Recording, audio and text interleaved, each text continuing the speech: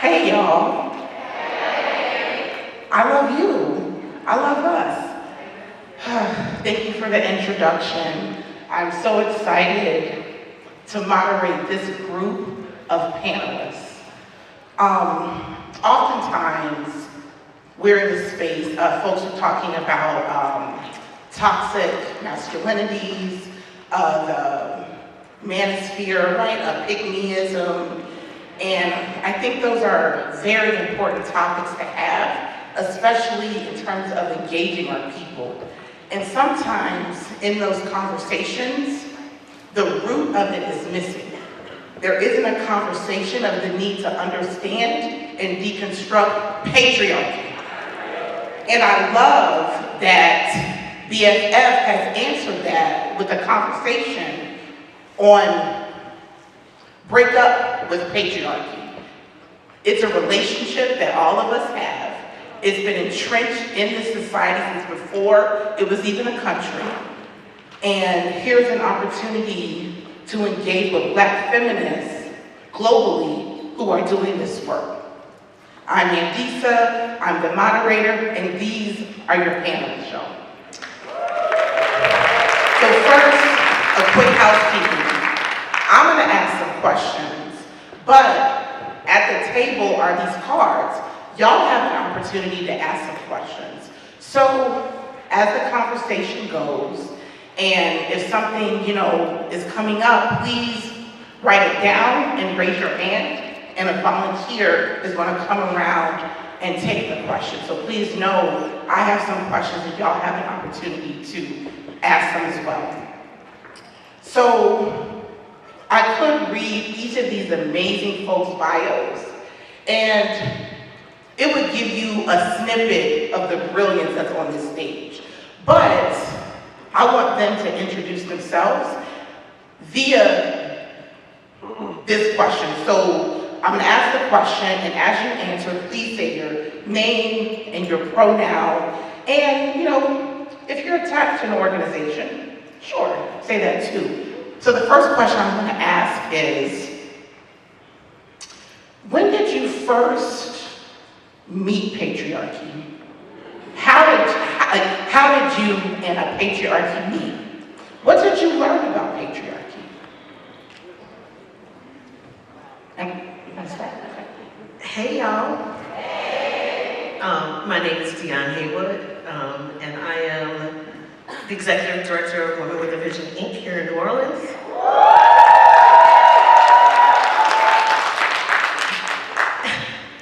And when we talked about doing this panel, I was like, how serious do I want to be about a motherfucker that I have never been able to get rid of?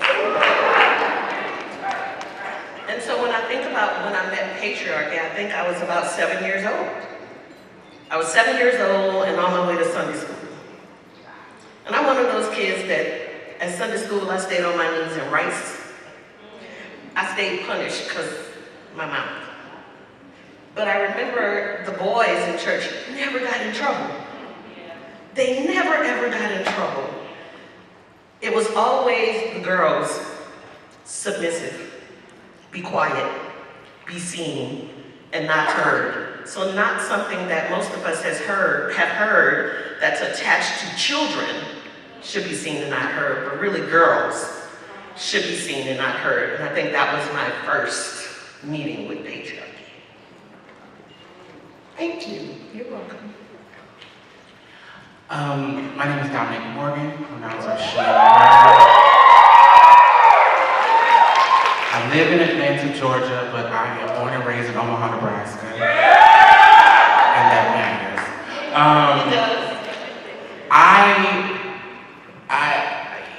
Like any male-centered person, I met patriarchy first, feeling very, slightly uncomfortable, but pretending to be my friend as a child, right?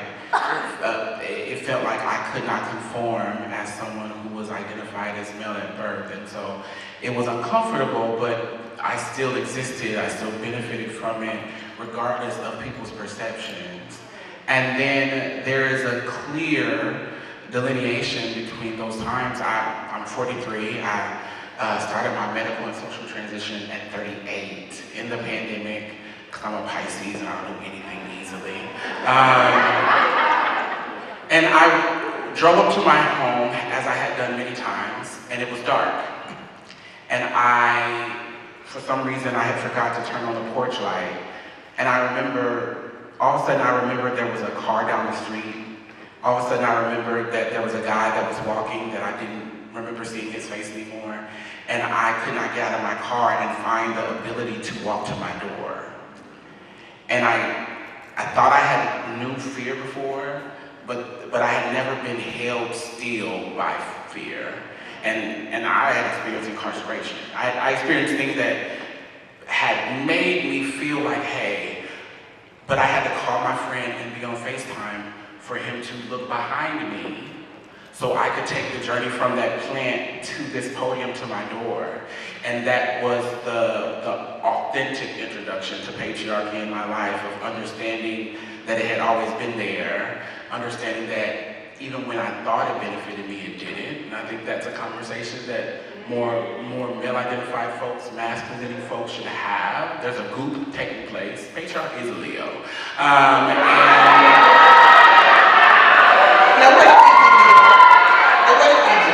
Oh, this ain't a safe space. All right, let me shut the hell up then. But I have data. I'll be in one of them circles. Can y'all give me a little group session? I'll bring out some science for y'all.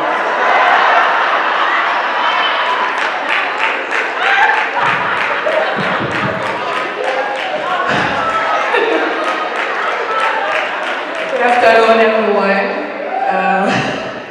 I'm Pascale Solages. I'm from Haiti, and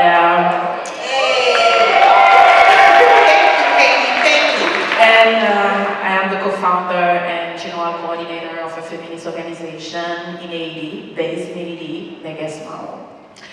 And I'm so happy to be here. Thank you for the invitation. I think the first time I can say I met with patriarchy was the moment a man thought he has the right to rape me as a young girl of 8 years old. But also before that, the moment I saw my father beating my mom every day in my house. The second one, I think, is maybe more important because I forgot for years that I was raped by a man. I remember that maybe 10 years later. It was a mental way to protect my mental health. And it was a really violent way to meet this violent system. But I think it was the day I was born, because I was born woman in a difficult country. They say the poorest country in my region, but it's the most beautiful country in my region. And being a young girl in this country, in this period, in this political context, facing all these crises and trying to survive in a house with so much violence between my parents, with a dad not taking his responsibility for her daughters, with a mom struggling every day to take care of her 2 young girls, and to facing also so young sexual violence and the loneliness after. No one to talk about it, no one to find a way to explain what happened to me, no one to be there for me, because in my country it's not a conversation. Sexual violence is not a conversation. Rape is not a conversation.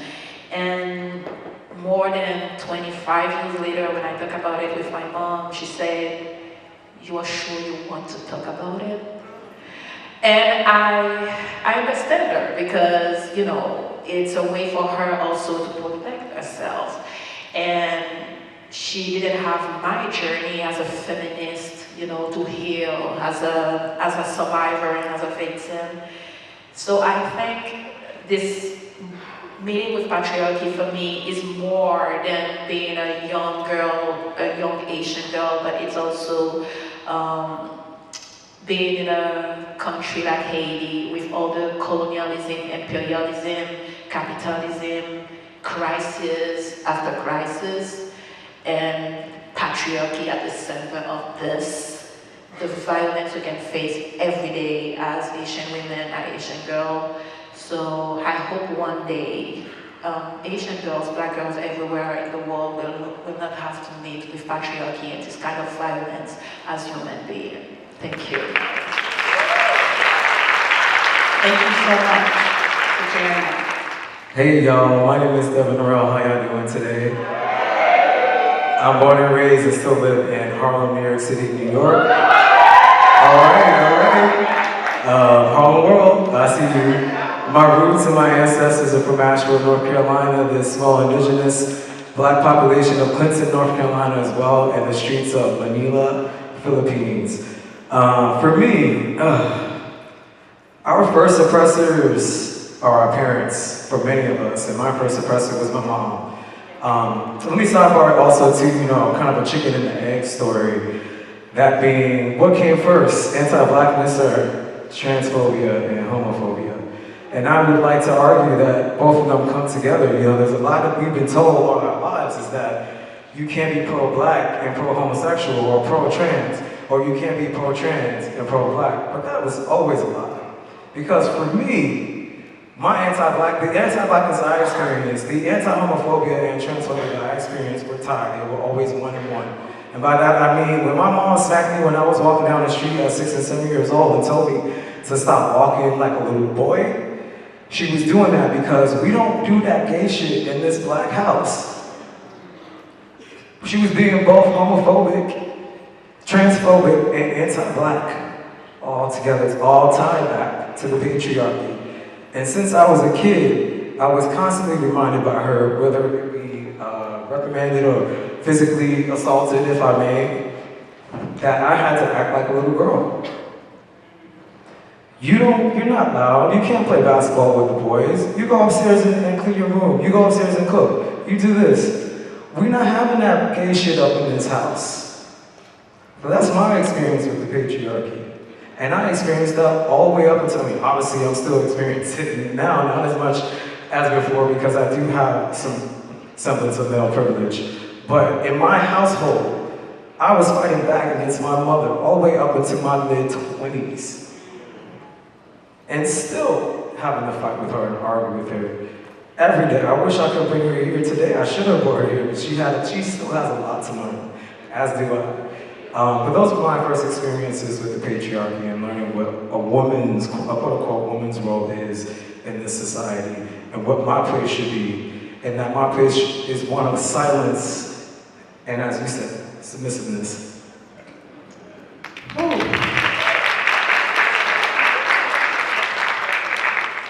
What an introduction to the folks on this stage.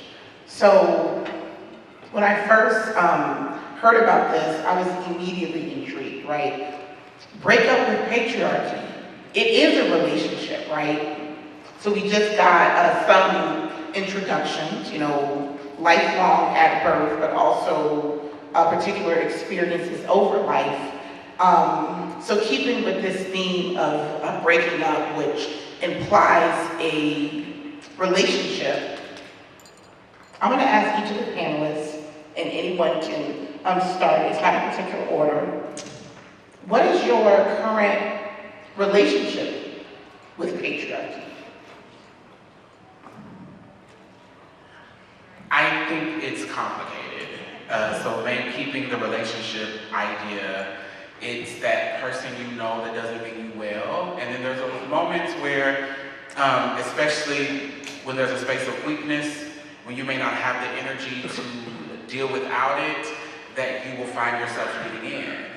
And specifically, I think that, I've said this recently, that the quickest way to be kind of validated, affirmed in you being seen as a woman is through the eyes of a man, right? which we know is frivolous, which we know has no dexterity, but it's an instantaneous way. And I think this is the experience of all women, but as a Black trans woman, and when I navigate many social media spaces, right?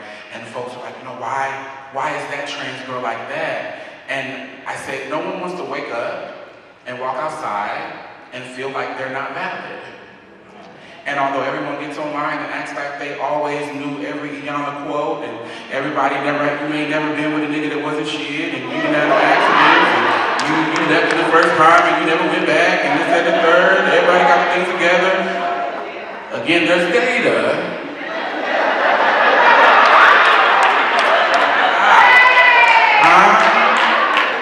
Because it lives in the people. Catch it. The data is in the trauma. And it is the easiest way to, at the beginning of my transition, I ended up moving to Atlanta because Atlanta never closed. And so I could go to Atlanta, baby, and we have a kitchen table talk here. Y'all gonna act right? Okay. You know, wasn't no laser, ass always been fat now. Because I'm a child of God. Thank you, God. Yeah.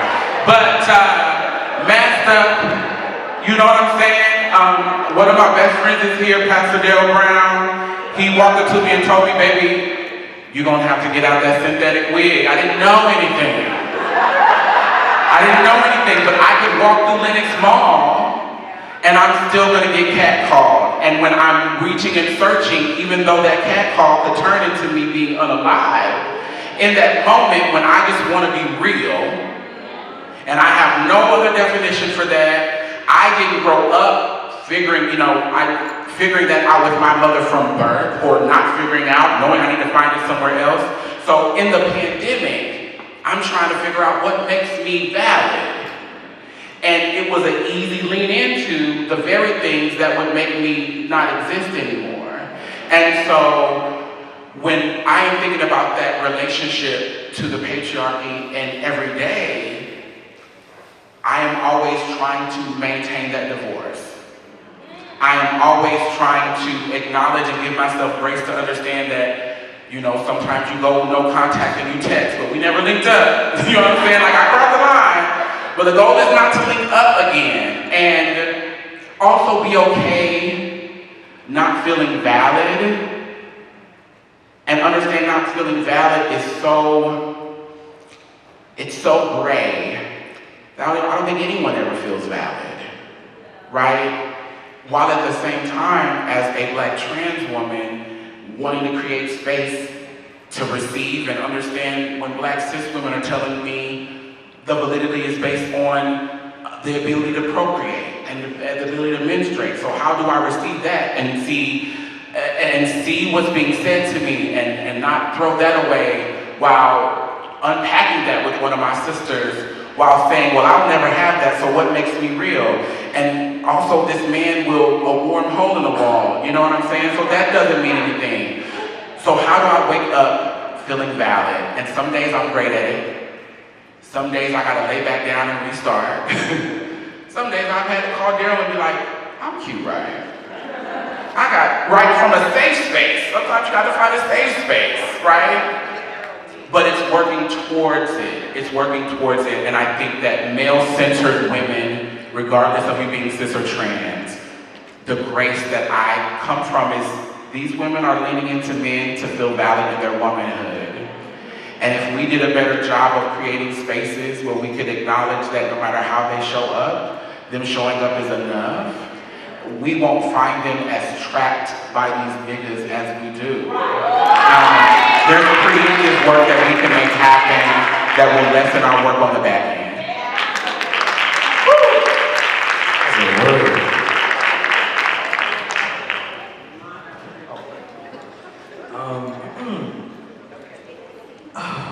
How do I even follow that? My current relationship with patriarchy. I find myself abandoning myself a lot lately, committing to self-betrayal a lot lately. And by that, I mean, I'm perceived as masculine, I'm perceived as a man, but I'm non-binary, and I sometimes am feminine. And I have not been embracing those parts of myself for fear of my own safety. And a lot of that is due to the rise of fascism and the rise of the fact that in spaces that I navigate pretty frequently, the gym, my workspace, wherever it may be, people feel emboldened to make the most anti-women, anti-feminine comments that possible. The most misogynistic things I've heard ever in my life, I've heard as of late. I'm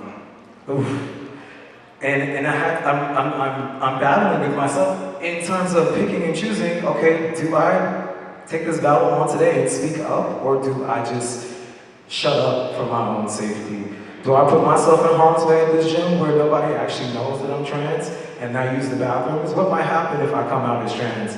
Am I going to be targeted in these bathrooms today? So yeah, I'm in a really weird space and it's very uncomfortable because this is not what I preach every day. So I'm not walking the walk or walking what I'm talking. And I'm really trying to figure out a way in which I am calling these people out on their misogyny, that in ways where I also don't have to out myself or place myself in danger. But I don't actually know what that looks like if I'm being honest. And that's a little bit frightening for me, but I have to remind myself if it's frightening for me, it's frightening for everyone else that is actually perceived as a woman and is being harassed going down the street and can't blend or be stealth, if I may, in certain spaces. I have to speak up. I don't think I know when all the time. And so part of my relationship to patriarchy is also, when the hell do I hold myself accountable and how? I guess even as I'm sitting up here, I'm asking these questions from y'all as well, because I don't really have the answers all the time.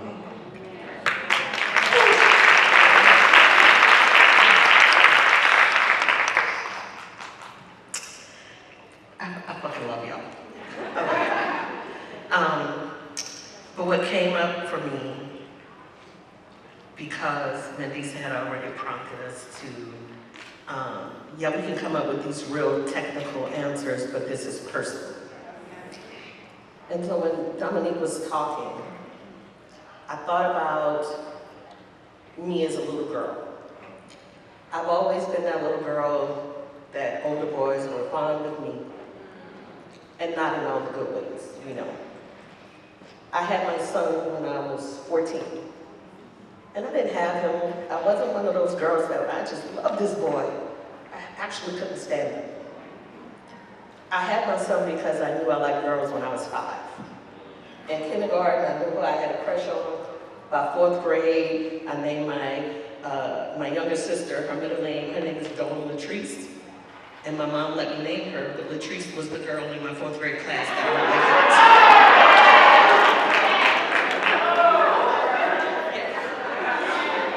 I love it too, girl. And I'm still loving it a lot. But after I had my son, I felt like it was an open attack, an open season on my very being. There were adult men that I knew went to high school with my dad who was like, how old are you now? When I made 16, it was, it's your 16th birthday.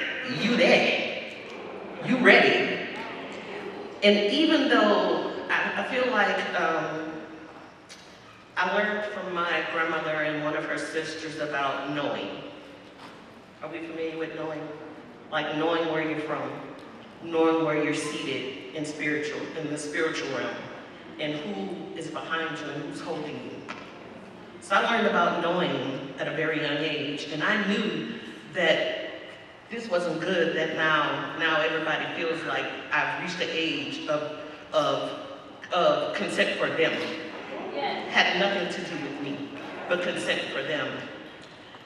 And so I remember there was a time in my life after I had my daughter, I was like, well, that's never happening again. I had my daughter by the time I was 16. And I said, I will never lay with another man again. And I realized as a young girl, I really wasn't laying anything. I wasn't laying And given that their dad was 19, and I just told you when I had my son, so we can do the math and the dynamics of that another day. But I've always had this thing like they were always coming for me. So it's the ways in which men target young girls. And I say today, we say at Women with a Vision often, if you meet a young girl, I hate to see adult women. And we need to bring up how, as much as I love Black women, but how they are bathing in patriarchy. Some of our sisters are bathing in it, and I have had them try to bathe me in it. And even examples of saying, there's no 13-year-old girl that is working with your husband. Clock it. There is no 13-year-old girl who just wants to run away from home. And many of us know that personally, but also know the work of what it means to protect and teach, right? But it's also, I remember I used to work at juvenile court, and I was starting my first set of locks. This was in the 90s. My first set of locks, and I remember the women who worked there, very traditional Black women. Respectability politics, worn like a bonnet, like from their head to their feet. But they would say every day, oh girl, I gotta get my hair done. I gotta get my hair done. And one day I just say, y'all saying that shit for my benefit? Because I don't give a fuck. Are you saying that because I'm choosing and you're choosing? And this is my choice and that's yours. So you can keep going, get perms, that's cool, not for me. But really the reason they kept targeting me if I wore African prints, because I had locks, it was because they liked a particular male lawyer who would always compliment me on my African garb and my locks. And even today, I'm in meetings with women and I will sit at the table with them and they weren't talking about it before I sit down. And my husband and I, and me and my husband, and you know my husband said, and my husband is going, and you know what I do really, and my wife and I, and my wife and I, and my wife and I. Oh, and we're taking our grandchildren. And so the way I fight back is to truly center myself in Black feminist theory. I center myself, and I know there are parts of it that we can't always hold, but I try to center myself and place myself in a place where I get this all the time. And I'm lucky that my family is really women only. You know, we have a few people that may have a healthy relationship with a man, but most of the women in my family have not. And so my family is women strong, women make decisions, you learn to take care of yourself. So I never had it from the women in my family. It was always the women on the outside. And so I feel like the whole thing with this thing with patriarchy is consistent. It's like that cousin that comes over and you're like, I can't stand that bitch. And so it's constantly, it's one of those relationships you just can't leave. You keep pushing and pushing, but you just have to live in a way that's authentic to you. And when you see it, you smell it, and you feel it, you have to push and resist against it.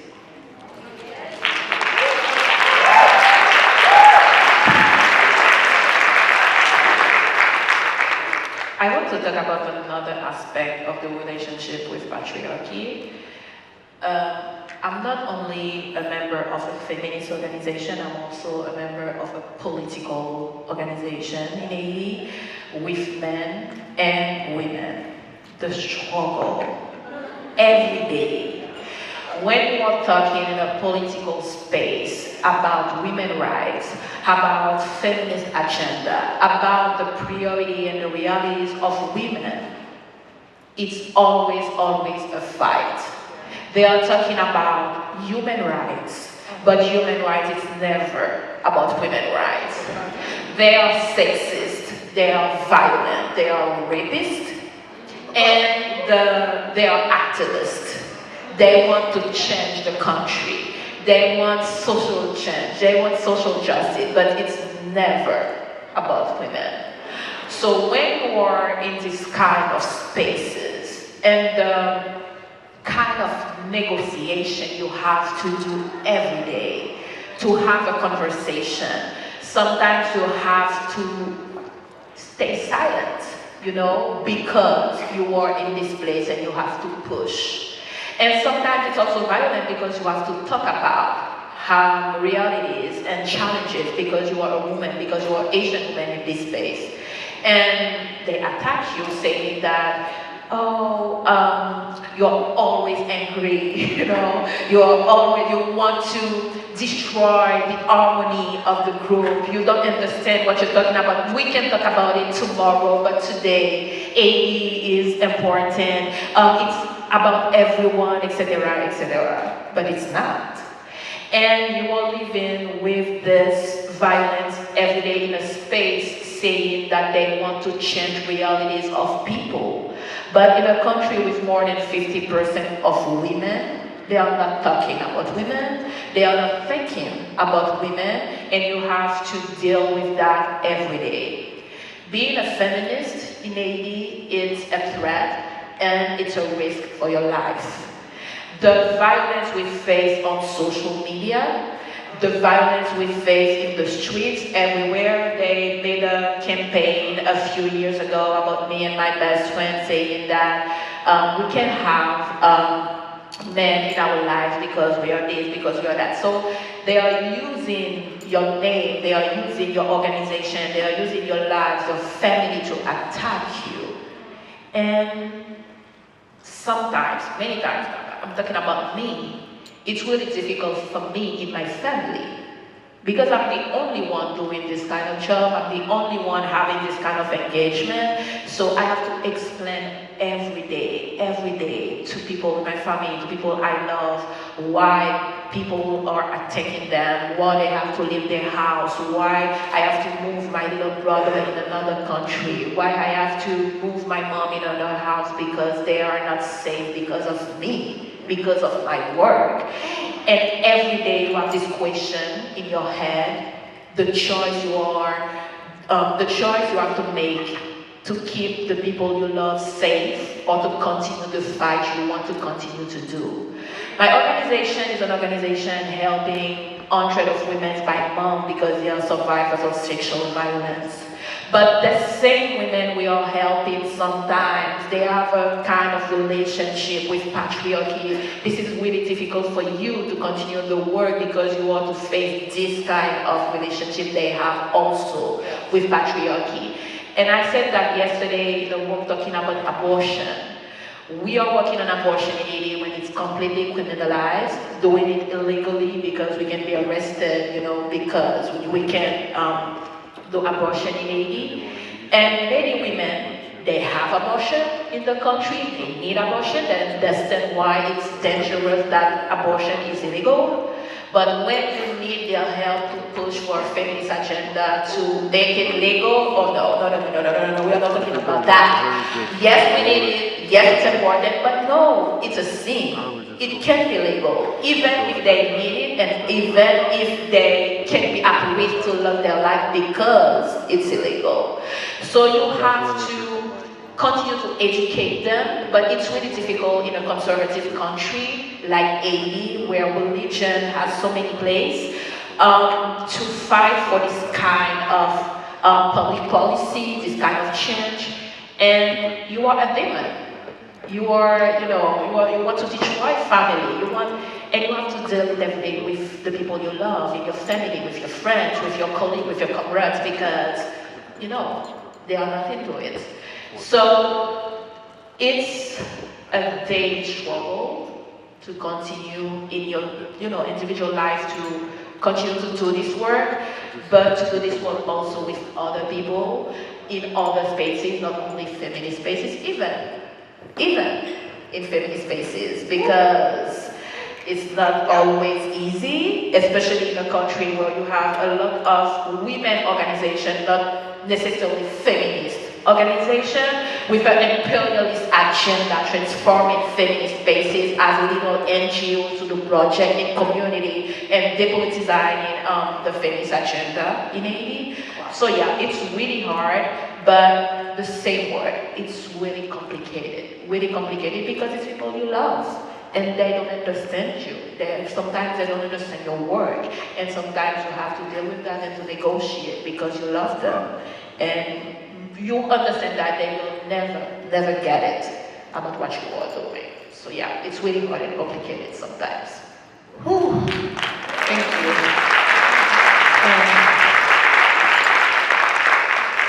Y'all are bringing it. Patriarchy is this ideology that's manifest and enforced through violence, that is manifest through our systems, right? Through our institutions, but also through our interpersonal interactions and in our communities. And y'all spoke to that, you know, spoke to like the interpersonal ways, but also how our society is structured.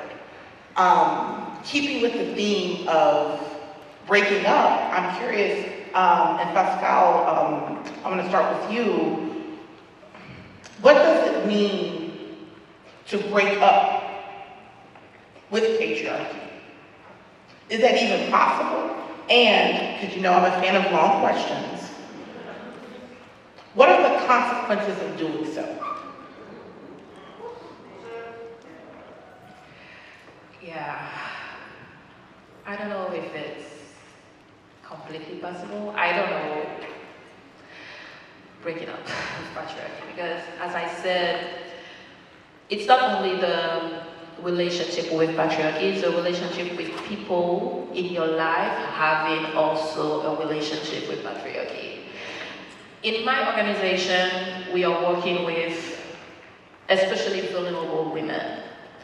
And the religion has a big place in their lives. You have to meet them where they are. You have to educate them where they are. You have to continue this work with them with no judgment because they need it.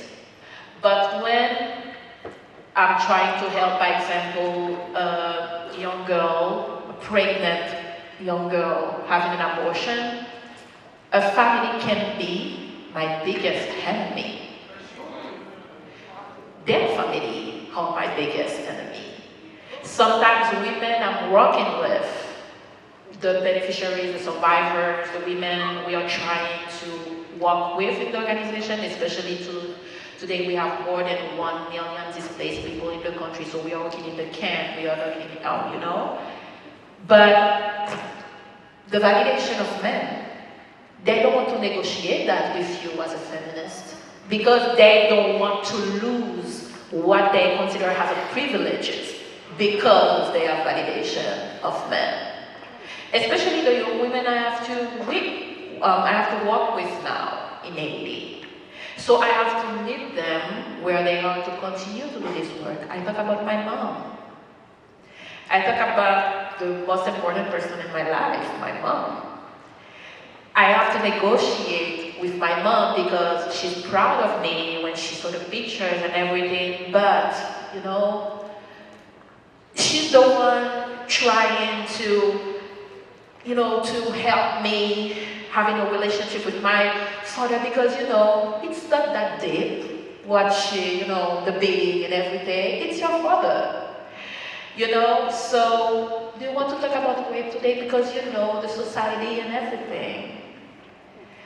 The way I have to negotiate with my pain when she said that because I love her.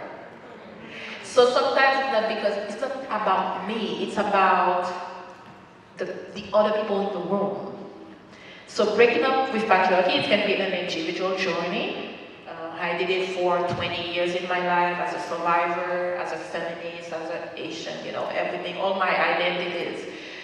But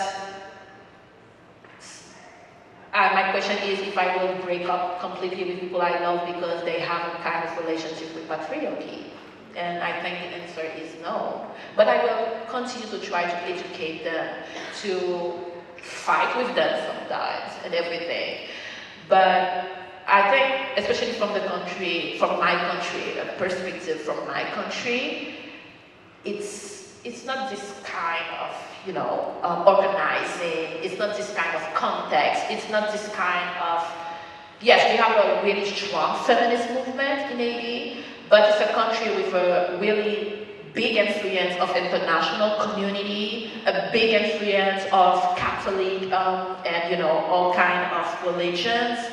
So yeah, it's hard for us to continue to do this work. We will do it every day to continue to break up. We continue to help people to break up with patriarchy, but I think it's a daily work and we will have to continue to do it every day. Maybe we will not see the result in a lifetime, but maybe one day. But I don't know if it's really possible completely, sincerely. Yeah. I hear that. Breaking up with patriarchy is a decades, if not lifelong process. We gotta think about the systems that are put in place to help maintain patriarchy, because patriarchy is the scaffolding that props up capitalism, colonialism, heteronormativity, did I say capitalism? Yeah, all those things, right? So, You can say it again. You can say it I twice. mean, capitalism. And in order to do that, we have to dismantle those things. That means uplifting and listening to the voices of Black and brown communities, of women, of Black trans femmes, Black trans women. Listen to the folks of disabled communities. Listen to mothers.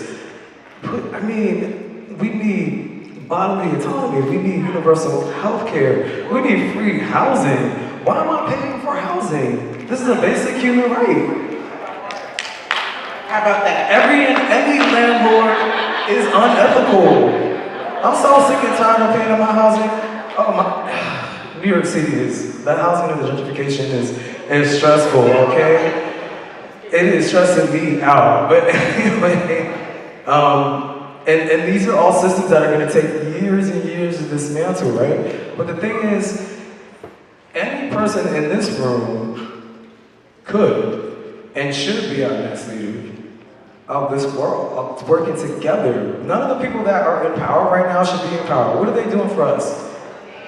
But stressing us out and causing us trauma. I need my own trauma-informed care training right now, all right? I am stressed. But yeah, breaking up with the patriarchy is really just dismantling all these systems and learning how they're all interrelated to oppress us and continue oppressing us for the rest of our lives. And if we are not dedicated to learning these things and committed to dismantling them, what are we actually doing? Where are we actually going? Nowhere fast, honestly. But it's also, it is understanding that this is going to take a lifetime and that we might not see freedom anytime soon. Because that shouldn't make us unmotivated. Because me being in this room today, and seeing y'all and also seeing some of the kids that have been walking around, I feel a little bit positive about this. We have a future. We do have a future where we are not building upon the subjugation of others, because that's just not how I want to live. I want to live in freedom. And I would hope all of y'all would want that too. We really do need to put forward the voices of the most marginalized communities in order to achieve these things.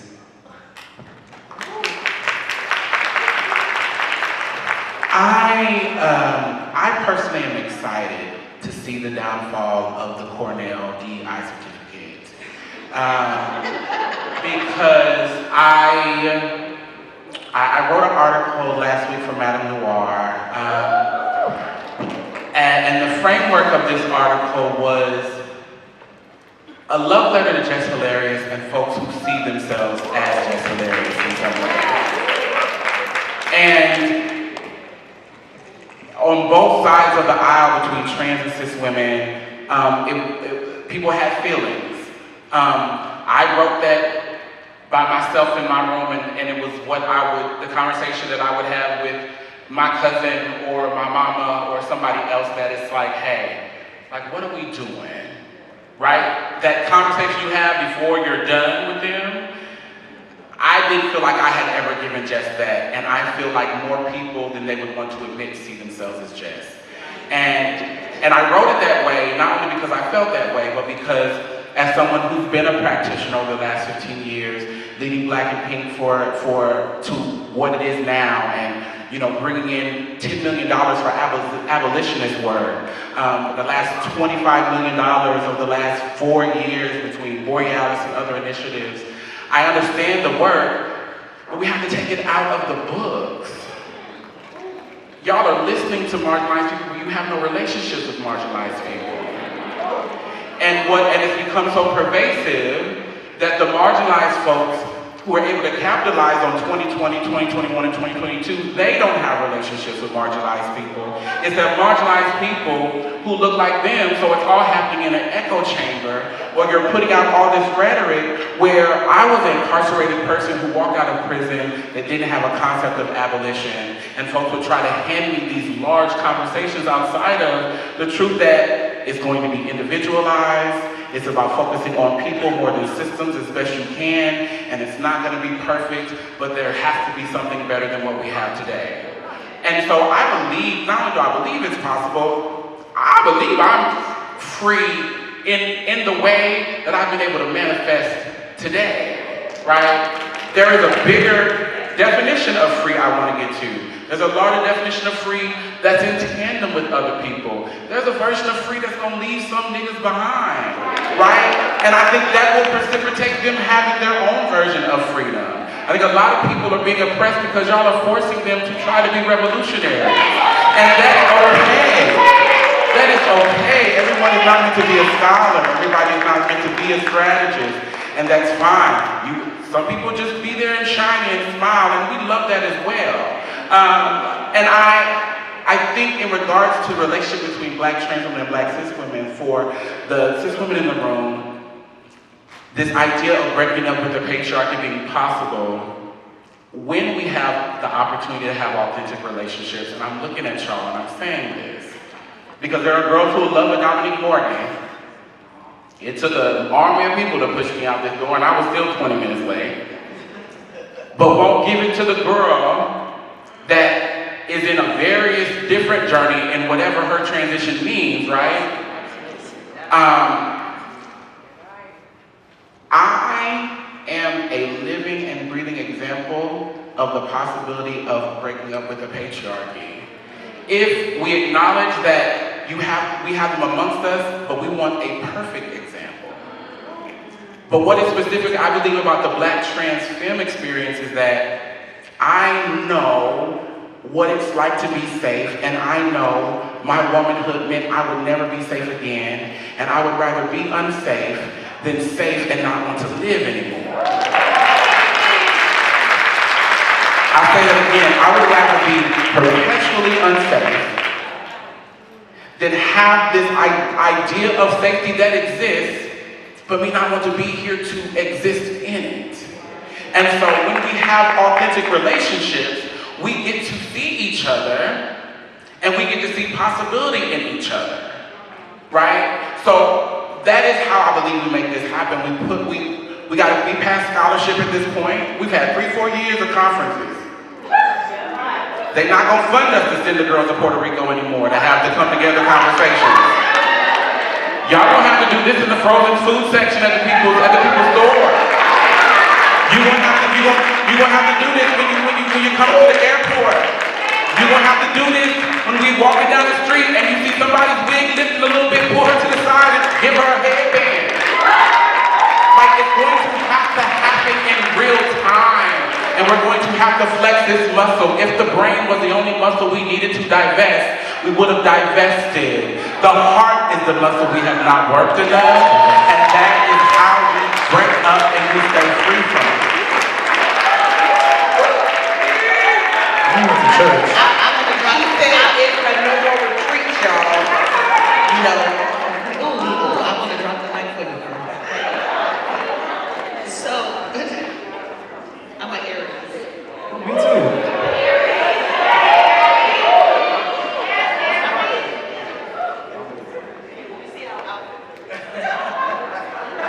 Metallic in the house.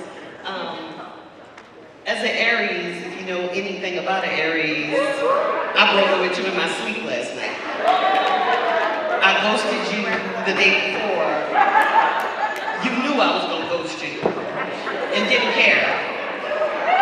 but you're gonna cuss us out 6 months later. My sister's an Aries. And I am every bit as graceful and ratchet as that is. Exactly. Not to mention I'm a New Orleans woman, so, the streets could get it. But it's more like, I do feel like I make steps. I don't tussle with it in my head as much as I used to. Now that could be the joke I've been making, ooh Lord, I'm almost 60. I'm almost 60. So I don't grapple with it as much as I used to. How I break up with it is every single thing all of you said. No, I'm not in Haiti, but I'd be damned if I don't enter rooms right here in New Orleans and have men question everything about every program Women with a Vision has. Everything I do, even so much as posting on Facebook. Now you see how Drug Policy Alliance, they gave her an award. You know her? What's she do? Who is she? And I'd be like, I'm fucking me all day. So I don't answer. Like, I used to be ready to clap. It's a waste of time. The energy has to be put in creating rooms like this, and I'm old school. I was talking quickly to Monifa, and I was like my kids were talking about when I was in the All People's African Revolutionary Party many, many moons ago. So when I play with the word revolutionary, I'm not playing with it, I was in it. But in being in it, I also left a place where I started because you can't be no black lesbian. At the time, I don't know what it is now, but at the time, I would sit in a room, and again, I mentioned knowing, right? But I could sit and look at a sister across the room and we know. Oh, you like me, sis? I see you.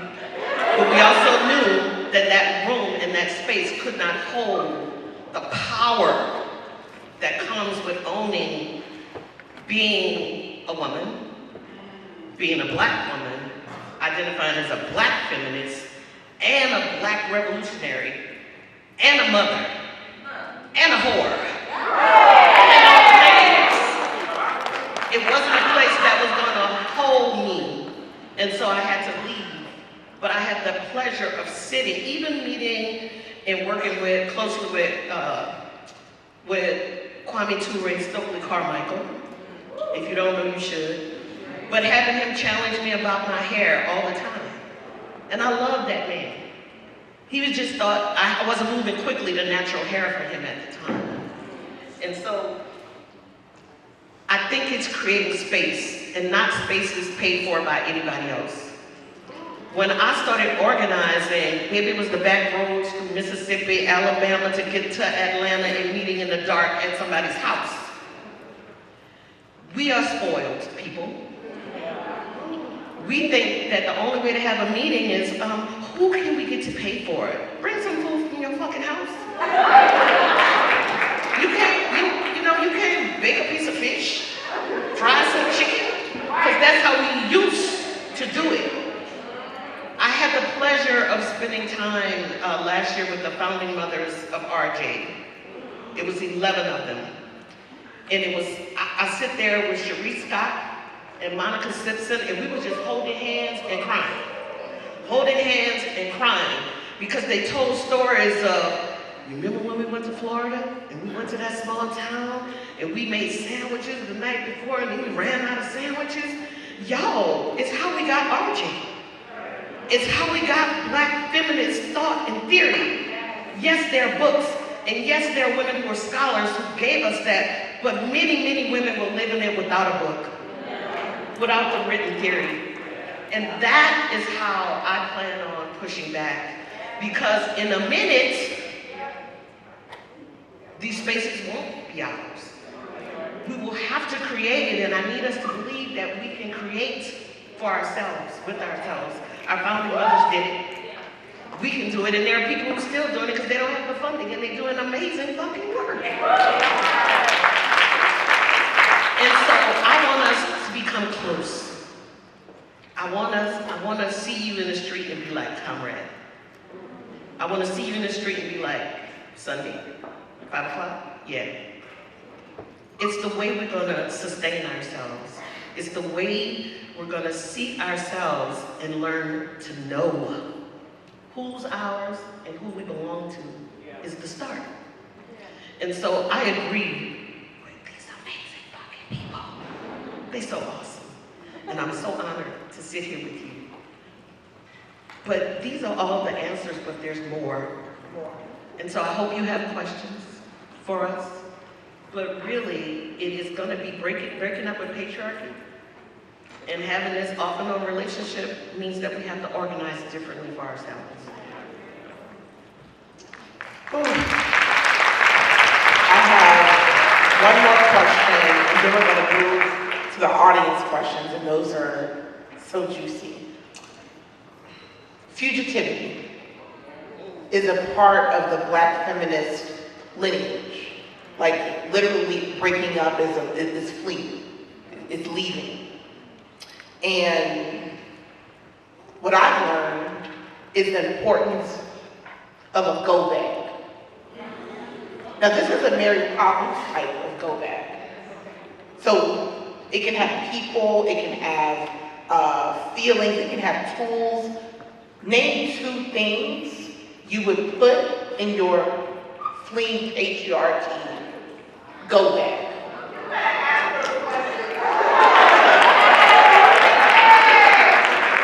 And again, it's a Mary Poppins type. It can be as big or as small as you need it to be. Well, I need a list. A list. I need a list. And I'm sorry, I don't know how most people feel about it, but I'm gonna be packing. Because if I got my list and I got my heat, and make no mistake, that is part of our freedom to be able to have that.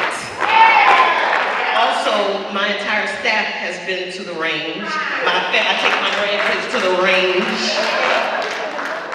Some people are uncomfortable with it, but if you come for me, I'm gonna come right back for you. And so, my list, and we can talk about the list later, but my list and my heat. Sprinkle of love.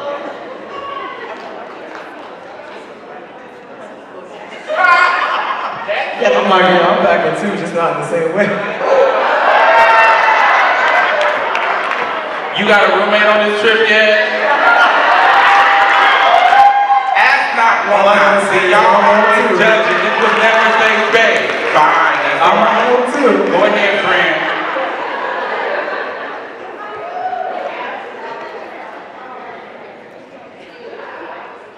I would bring, what's sitting with me is, if we're in community, if you only have 2 things you can bring, you will always have everything. If we're all together, that means I'm like, oh, instantly, there's at least 10 things. So that's one thing that I just want to say. I'm gonna bring a grace potion. Ma'am Cabo was like in the pandemic, and we were on a Zoom, and it was the first couple of years of me running Black and Pink, and I was like, I am tired of these white abolitionists. I ain't got it, I can't do it. And this grace potion, which is, you don't have to be the one who is the practitioner of the grace. At minimum, you want a person to be able to find grace somewhere. And that's been a place, no matter how difficult of things I was going through, I've been able to hold myself there. It's like, at least I hope you find somebody that gives you the space to find the better version of yourself. So starting with that, because organizing is ugly, and people get on your nerves a lot, and yeah. 2, I like looking cute when I'm organizing, so I need 180, 200 density HD lace, closure, freshly curled, and I wanted to be the blonde that Savannah, my God, that color blonde or Sierra color blonde, and I feel like even if we fighting, you know, you can still be sickening and shift the world.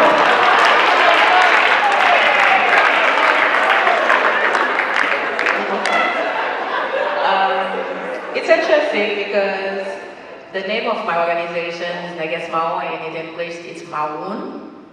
It was based on, stories of slaves fleeing the plantations in Haiti, and especially because of the invisibilization of the women in this fight for independence in the country. So this is the idea, living, fleeing, being free, get free. So this is the idea behind the name of the organization, but also because today in Haiti, the one thing you have is a small bag. Because of the fact that you don't know when a gang will attack your neighborhood or attack, your community. Everyone, especially in Port-au-Prince today, they have a little bag with, your passport, your papers, everything, because you know that during the night you can have to flee or to leave your house and everything. So it's interesting to have this question about the go bag, because I have to check each time with my mom, your bag is ready, you have money, you have cash, you have your passport, you have everything. You need that today for 2 years ago in Haiti. But in my go bag, when I arrived here 3 years ago, I arrived with a backpack and my passport because I have to flee after hiding 3 days in an embassy because they tried to kill me in Haiti. So I already lived this situation. But today, if I have to choose, it will be my Asian flag. Because I want to remember every day that I am the daughter of the first Black Republic in the world. To remember that all my life is about fleeing, all my life is about fighting, all my life is about Black people who decide they deserve to be free. And with all this bullshit with the Trump administration here, all this bullshit with travel ban, all this bullshit in my country, this Asian flag, remind me every day what fucking I am. And I will never forget that my people, my country is an example of freedom. And I have to remember that.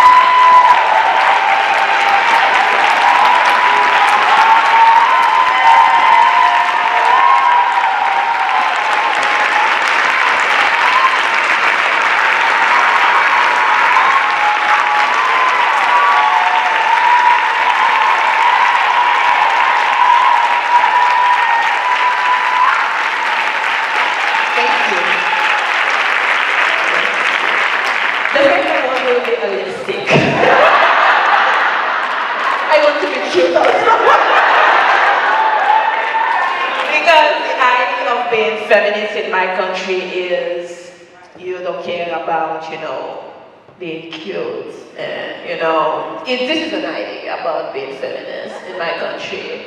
And I remember a comment on Facebook a few years ago, someone said, oh, I love this new generation of feminists in Haiti, they are clean. It was really painful for me because the feminists I know from, 40 years ago, fighting dictatorship in my country, exile, torture from the Duvalier dictatorship, they are amazing women. And there are some idea about them, and they try to divide this new generation of feminists with those women who fight for us, who give us everything we have today as Asian women. And during the challenge we did in Haiti, the biggest movement of anti-corruption, the attack we had on social media, where we are not real activists because we have makeup, because we have lipstick, we are in the street doing protests with lipstick and mascara and everything. So we decide every time we'll be in the street in protest, we'll have red lipstick and mascara and everything. So yeah, I will have a lipstick in my comeback, so thank you so much.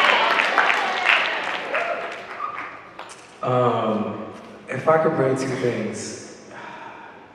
I think he's here in this room. Eli, if you're in here, can you stand up real quick? I thought he was here. There's a gentleman by the name of Eli. He's right. Hi! Who should actually be on this couch? Eli is the most radical thinking, the most loving, and the person that moves with the most intention and the most open person I've ever met. And he's the first person that has shown me that masculinity does not have to be toxic. He's one of the best and biggest organizers of any feminist ideology in this country, and he deserves more love and respect than, honestly, he should be on the stage, to be honest. And I've learned so much from him. I would absolutely put him in his bed. But also, that's my fam, that's my comrade, that's my sibling, that's my, I love you so much. And the other part that I love about him is that he knows I love my space, and he knows when to leave me the fuck alone when I need myself, when the areas jump out. The other is kind of sorry, I'm doing a two-part. I guess I would say all of Bell Hooks collection. But also what I really wanted to say was music. Because whatever I'm going through, whenever I'm going through, I have music, and that is the way I connect, not just with myself and my body, but with other black people. That's the way I fall asleep to listening to. I live on a loud-ass corner in Harlem, and all I hear at night is whatever raggedy hip-hop they're playing now, because it's not the shit that I listened to when I was growing up. But it's still great. I'm not trying to show it, and I fall asleep to it. It is my lullaby, and it is the thing that I wake up to at 8 o'clock in the morning as well. And it is what connects me to the rest of the people in this room. It is what connects me to the rest of the black people in this country. It is what connects us to Africa. And so for me, music is what I would take, because it gets me through every single thing. Thank you, audience, for these questions. In the interest of time, I'm going to ask two at the same time, and y'all answer whatever, is in your spirit. First one, we often hear about pick-me women in a negative way. Why do you think we struggle with having compassion for male-centered film and presenting people? Next question, how do we help our cis men break up with patriarchy? Why does it feel like it falls on our shoulders to do the hard work? Can I answer that second part? I think that a lot of cis men could actually benefit from learning from trans masculine people. Yes. Because a lot of us live in the world by unlearning toxic masculinity and shedding all that bullshit that we grew up with. And a lot of that does have to do with growing up initially as a little girl and the things that we experienced in our lifetimes. Now, I say that only some of us have grown up that way, because a lot of trans masculine people have been self their whole life because their family has affirmed them since whenever they came out or said they identified as men. That doesn't mean that they can't also treat or teach cis men what it means to be respectful of women, to uplift femmes, to uplift black trans people, to uplift black trans women, to be in community with LGBTQIA people. Cis men can learn so much from us. The problem is they don't want to learn. And was it you, Dominique, that said we had to leave some people behind? I'm okay with that. But I'm also not okay with that, because they are killing so many of us. So it's more a matter of, yes, we can set that example, but we do have, we being my community, now I'm not putting it on your shoulder, I want to be very clear about that. My community sometimes needs to wake them up and say, and out ourselves and say, hey, we're trans. I had to out myself in the gym the other day, unsolicited. Oh my God, these black trans women. And I had no headphones on, and I just looked over like, we are working out in the gym. Where the fuck does a black trans woman have to do with any of the weights in this goddamn gym right now? Well, why are you so concerned? Because you're talking about my people, that's fine.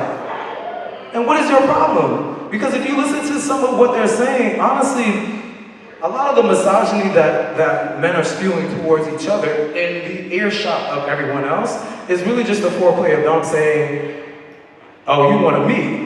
And by that, I mean, most of these people want to DL that's talking all that shit, okay? So when you call them out, they don't feel comfortable about it. So I know I said earlier that I have to be stopped, but yeah, I outed myself in this moment, and I don't feel that comfortable in my gym because of the things that I had out. Let me tell you, they don't talk that shit anymore in front of me, and they know better. But I took that as a learning moment. Well, what is your issue with black trans women? What has a black trans woman done to you? Well, they couldn't even answer the question, just tripping over all their words. Nothing. This person's over here minding their business. You got so much to talk about. You probably attracted to this person. I think that we're doing ourselves a disservice by thinking we need to teach men how to divest from the patriarchy. And what I mean by that is they know how. When pieces of the patriarchy feel inaccessible, new definitions, new things are introduced to acquiesce them from having to meet that standard, right? And so, I don't know if y'all be in the TikTok streets, right? But when Deontay Kyles told men, hey, y'all need to really be thoughtful and y'all are all accountable when it comes to making safe spaces for black women, even if you're the good guy, like there's a connectivity around this accountability. There was a guy named Benny Ray who was like, this is ridiculous, this is absurd. Other people should not be accountable to making you safe. Well, there was a screenshot posted, and Benny Ray comes on his live, you know what, y'all should clear up these rumors because it would cause all these people to stay out of my inbox, to stop DMing me. Oh, so you know that other people can be culpable for creating safety for you even if they didn't cause the harm. And so, they don't name it, but they do it. The whole conversation of instead of men divesting from these ideas around sexual activities, all of a sudden trans attracted is a thing. Okay, well that's a cute bucket term that may make some trans girls feel good, but I want my cunt to not be assigned to any sort of bucket. I want to be sickening, period, right? But you would have to unpack your ways of knowing it, so we're gonna make a new category. We're gonna make a new conversation. So do not give people the cop-out of not utilizing the skills they've demonstrated for us to benefit us. They utilize it to demonstrate safety and care and opportunity for themselves. I've been talking about activist trade. The Mark Lamont Hills of this.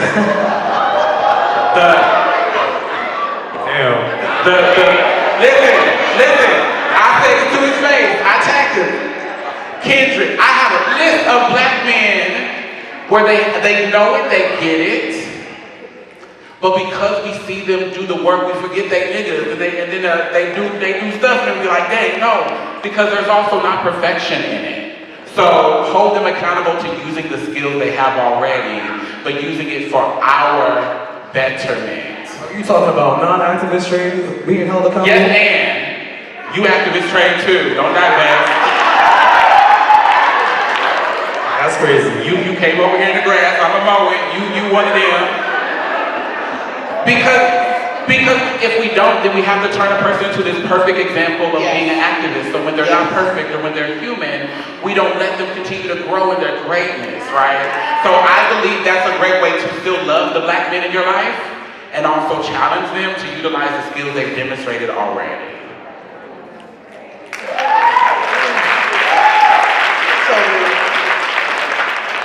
Deon and Pascale, any thoughts? And these will also be the last thoughts, because this is a great conversation, and there are many other great conversations that are going to be happening as well. Don't look at me like that. I don't have nothing. And I'm going to tell you why. Women with a Vision, I'll put it in the work context. Women with a Vision is, this year is 36 years old.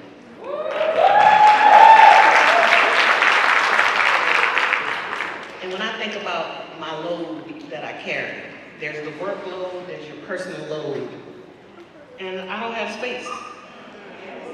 I'm just gonna own it. When I worked for the Office of Public Health many moons ago, I would sit in these meetings, and the meetings were all, oh, you know, what are y'all doing? Gotta figure out something to do something about these black women, you know. Gotta say black women, I mean, they're the worst. I mean, look at the data on black women around their health. I mean, they're just not doing it. And so, once I learned better, and I knew that, oh, y'all fucking lying. Y'all lying. Y'all making it hard for black women to take care of themselves. And we're still there. We know more, but we're still there. I do not have it within my Southern black feminists black lesbian, grandmother, wife, cousin, sister self to sit down with a harmful cis man. I refuse at 57 to subject myself to the truth I've been seeing since I was 5. It's too much trauma in it for me. I can support maybe somebody doing it, and I don't know how far I can go with that. I see the harm that men are willing to do at Women with a Vision every day. And we see the people we work with, trans community, drug users, sex workers, parents, everybody in between, and all on the outside. We have a re-entry program. We've been doing re-entry and going in and out of jails for most of our history. And why am I still in the year 2025 saying, well, why are women not getting training? You want to teach them to sew. You think about that. Not that sewing is not a skill and can be used, but in today's world, but yet men, we're going to get all the companies to come to the jail. And we're going to give them all, no matter what they did. And I'll quickly say, when we worked on our Crime Against Nature challenge and won, that women were doing 20 years hard time for sex work and couldn't come home. I still have letters in my file drawer and at my house of women who couldn't come home because they couldn't come home to nobody and nobody would let them come home to them. But yet, a man gonna have 18, 5 other hoes gonna do it. Gonna let them in. I don't know you, never met you, but I'm gonna give you a place to stay. It don't matter that you molested this many people and I got 5 kids at home. I don't have the bandwidth. I don't have it in my spirit at this stage in my life to hold that place. And so my answer is, I got nothing. I just got nothing. Last word, Pascale. It's very fitting. Same. I talked before about my experience in a political space with men defining themselves as activists fighting for social justice and the heavy work you have to do every day to be in those kind of places because they don't want to. They don't need to, to learn, to do what they have to do, to especially the cis men, and the time, the energy I need to survive. What they are doing every day, I don't have the time. I don't want to have the time for that. I don't want to give my time for that because I need all my time, my energy, my resources to survive to all the chaos they are creating around me. But also, as I said, because I need this to help other women to continue to do that also. And I don't think they want also to do that. The will. We have to admit it. I know sometimes that they hate us. They hate us. Because they hate themselves. I'm sorry, but this is what it is. They hate us. And I know maybe we can find men who want to be disrupted and want to help, who want to be, yes, we can find them, they exist and everything, but what we are facing every day in this world as black women, and we don't want to admit that we are facing hate, that we are facing every day the fact that they don't want us to exist.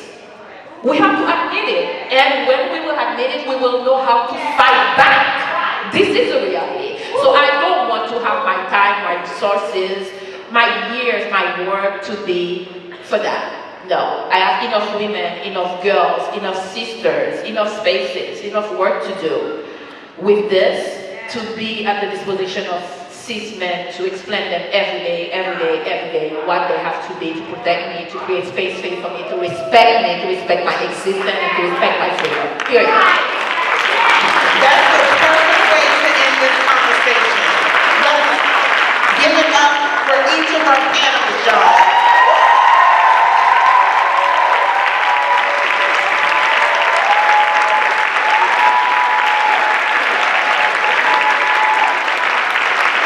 Thank you so much for the conversation.